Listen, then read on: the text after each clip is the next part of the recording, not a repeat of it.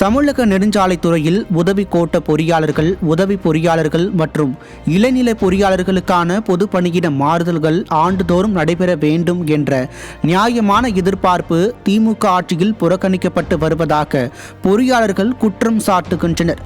செல்வாக்கு மிக்கவர்கள் மட்டுமே விரும்பிய இடங்களுக்கு மாறுதல் பெறுவதால் நேர்மையான பொறியாளர்கள் கடும் மன உளைச்சலுக்கு ஆளாகி உள்ளனர். பல முறை கடிதங்கள் மூலம் அரசின் கவனத்திற்கு இவ்விவகாரம் கொண்டு செல்லப்பட்டும் எவ்வித முன்னேற்றமும் ஏற்படவில்லை.